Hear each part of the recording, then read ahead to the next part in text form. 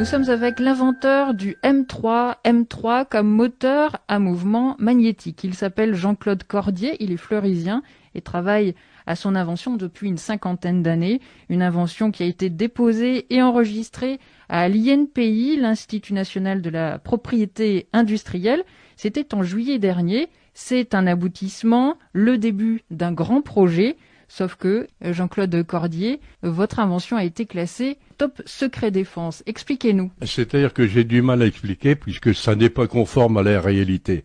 C'est-à-dire qu'en principe, quand on dépose un brevet, c'est fait pour avoir une certaine sécurité, l'État vous protège, etc. Tandis que là, moi, je suis passé par...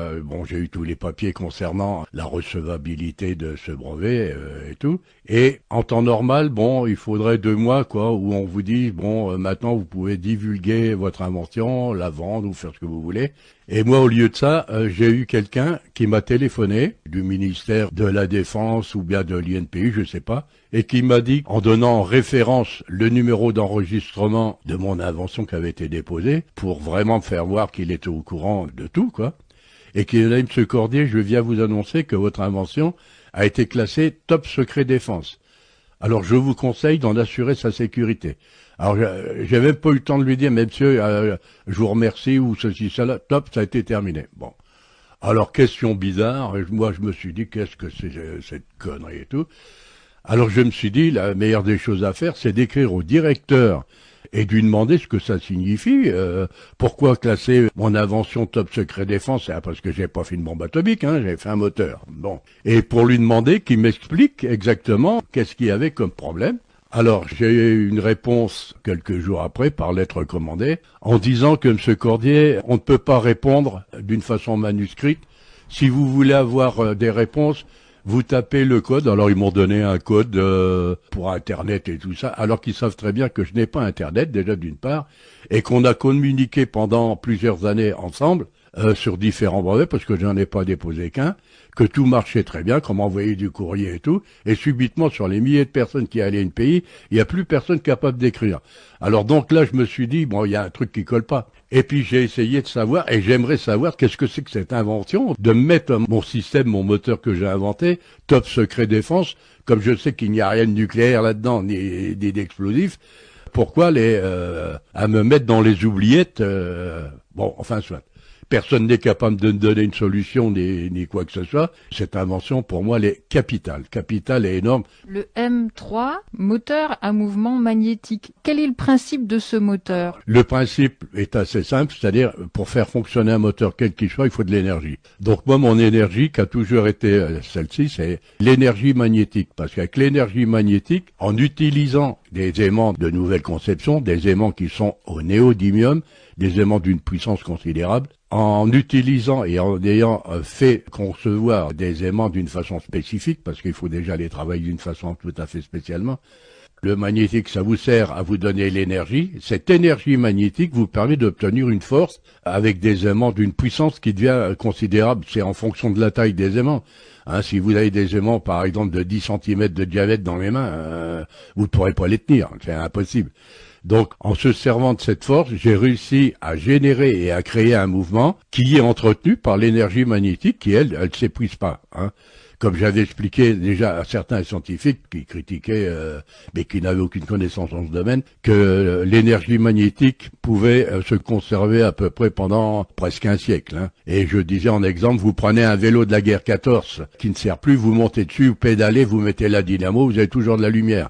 Donc l'aimant est toujours actif. Là, ça vous permet, le moteur que j'ai conçu actuellement, qui est un moteur à mouvement magnétique, c'est un moteur que vous avez qui génère des puissances différentes selon la taille des aimants que vous avez employés, qui peut être de 50, 100 chevaux, et qui fonctionne d'une façon indéterminée. C'est le projet de votre vie, ce moteur M3. Oui. Vous souhaitez qu'il soit exploité, qu'on le retrouve. Pourquoi? Quand on me dit qu'au ministère de la Défense, il est stocké top secret défense, j'en vois pas l'utilité. Mais chaque fois que j'essaie d'avoir des renseignements, c'est confus, on ne me répond pas. Je ne sais pas exactement où il en est. Et moi, ce que je veux savoir, c'est que mon brevet, j'en suis le seul propriétaire. C'est moi qui en suis l'inventeur.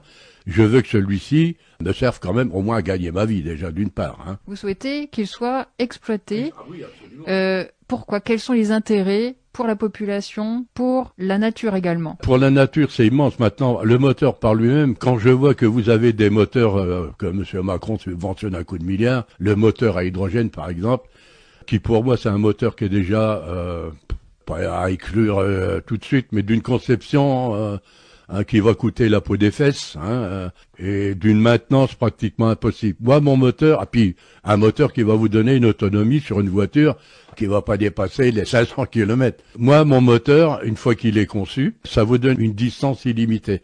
Par exemple, je vais vous donner une idée. Vous prenez une voiture conçue par moi avec le moteur qui est le mien, vous le mettez sur déroulement à billes, sur une cale, vous faites tourner cette voiture à 50 km/h et vous le faites tourner comme ça pendant 10 ans.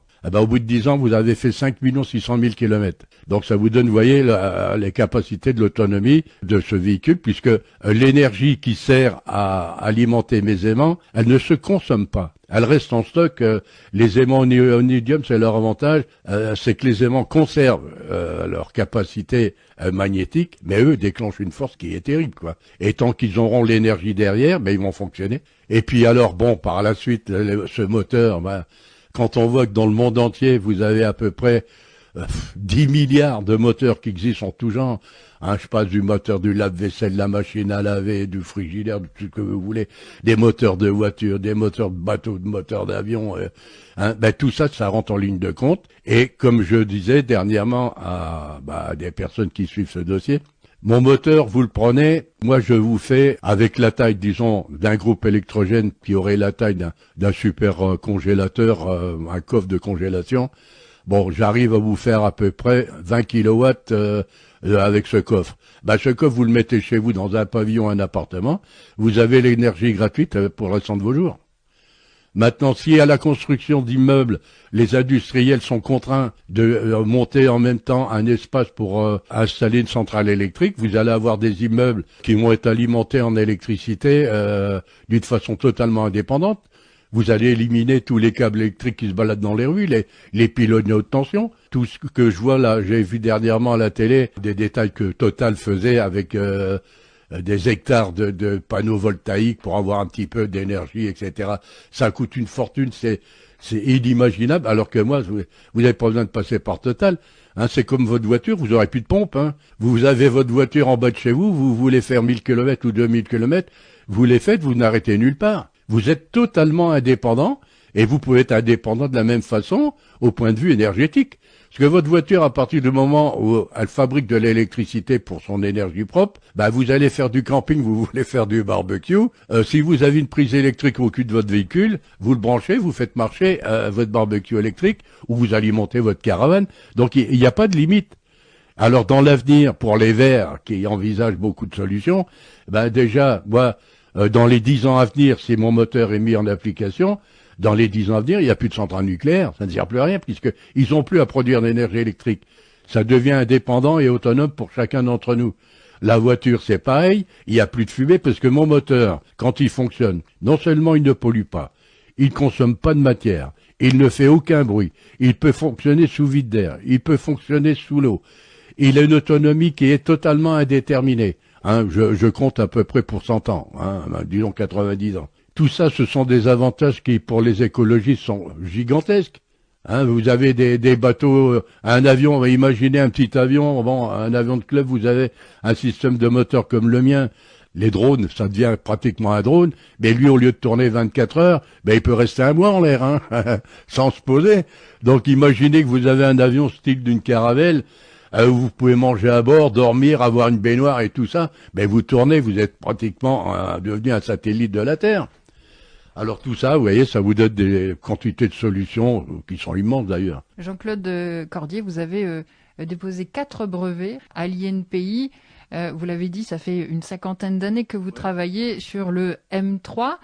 Vous aviez 26 ans. Alors, quelle a été votre formation? Quel a été votre parcours professionnel? Je suis ingénieur issu de l'aéronautique.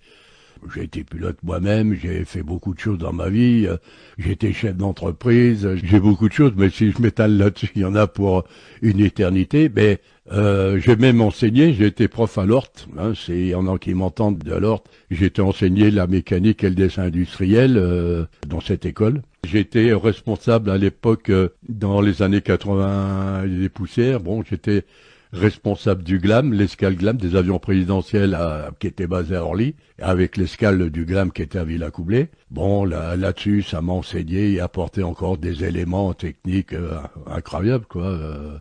Mais au point de vue technique, je crains personne et au contraire, je donne des solutions là où beaucoup de gens pataugent. Non, c'est pas ce qui m'impressionne, ça. Mais ce que je veux, c'est maintenant qu'on me dise où est ce brevet, qu'est-ce qu'on compte en faire, et puis qu'on me le restitue, que je sois quand même capable de pouvoir l'exploiter, parce que je sais que à l'heure actuelle, des entreprises, même l'EDF, si vous voulez, ou Énergie, ou Total, ce sont des gens qui sont milliardaires au point de vue compte industriel, qui pourraient acheter ce brevet, qui est pratiquement illimité dans la conception des choses. Aujourd'hui, vous demandez des explications. Moi, ce que je demande maintenant, je vais être obligé d'intervenir et demander à M. Macron, puisqu'il est au courant, c'est le ministère de la Défense qui a saisi ce brevet pour le mettre top secret défense. Alors qu'on me dise pourquoi on l'a mis top secret défense, et puis où il est, et quand on compte me le rendre. Il aurait été beaucoup plus simple, moi qui suis quand même l'inventaire, de demander, Monsieur Cordier, voilà, on pourrait faire ça, ça, ça et ça, rester, disons, d'une façon très discrète, mais faire avancer ce projet d'une façon que ça ne soit ébruité par personne, mais le faire d'une façon intelligente. Tout le temps qu'on passe là, c'est du temps de perdu et tout, parce que malheureusement, ce brevet, avant qu'on ne le voie le jour, il va y avoir un monde fou qui vont être au courant, et ça fait perdre beaucoup de puissance au point de vue industriel, qu'en faisant discrètement les choses avec l'inventeur, et puis je peux mettre quand même les responsables d'entreprise intervenir auprès d'eux pour trouver les finalités, parce que c'est quand même un moteur qui demande beaucoup d'astuces, beaucoup de points de vue techniques, de trucs. Mais enfin, je suis prêt à collaborer avec eux, mais maintenant ça se complique. Puis alors, ce qui m'inquiète le plus, quand j'ai entendu que vous aviez le colonel des renseignements généraux français qui a été arrêté aux États-Unis pour avoir fait de l'espionnage au profit des Russes, ça pose quand même des questions. Vous avez certainement entendu à la télévision l'information concernant cette dame qui était industrielle, où 2 agents de l'État, des agents des services secrets français, ont essayé de l'assassiner. Ils sont en prison maintenant, mais enfin, on a bien essayé de le faire. Et qui me prouve qu'on va pas venir ici à un accident de voiture ou je sais pas, m'arriver quelque chose à le dossier. Parce que maintenant, étant donné qu'il est allié de pays et puis au ministère de la Défense, n'importe qui peut en faire des photocopies, puis en disposer à leur avantage. Donc je me pose trop de questions et je veux qu'on me réponde. Merci beaucoup, Jean-Claude Cordier, d'avoir répondu à nos questions.